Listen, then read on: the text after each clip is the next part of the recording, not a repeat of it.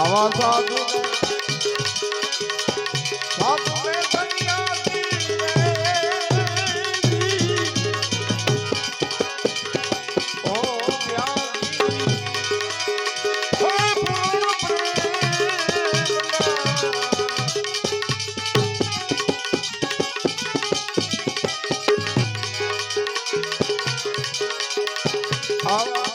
ઘટના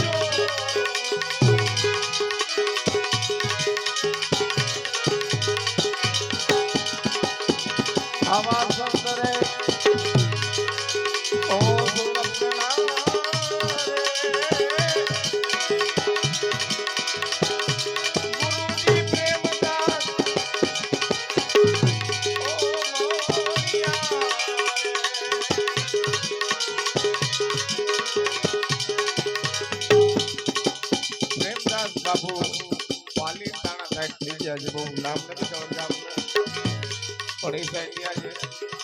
અને મસ્જિદમાં પોતે હિન્દુ આપણા હતા અને ફકીરી જીવન જીવતા પ્રેમદાસ બાપુ.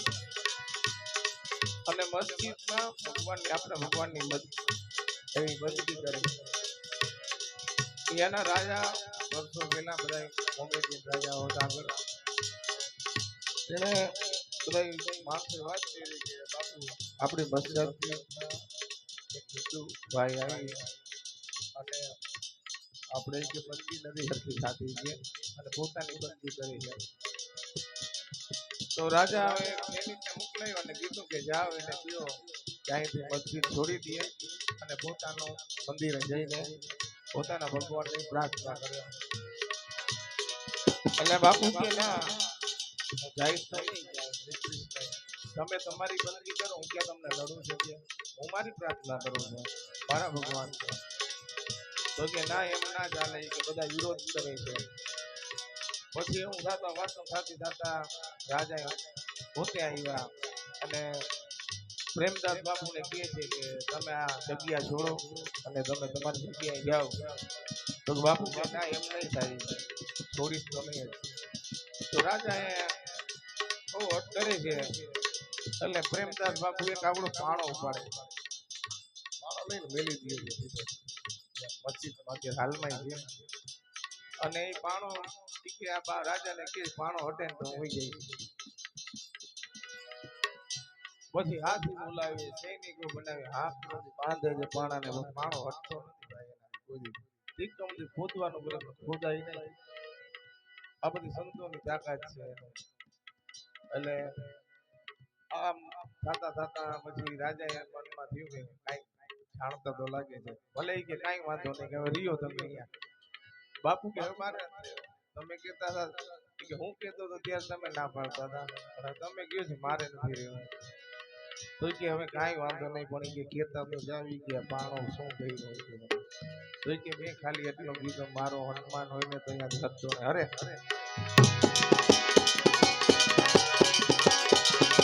આવા સંત રે ઓહો સુરક્ષા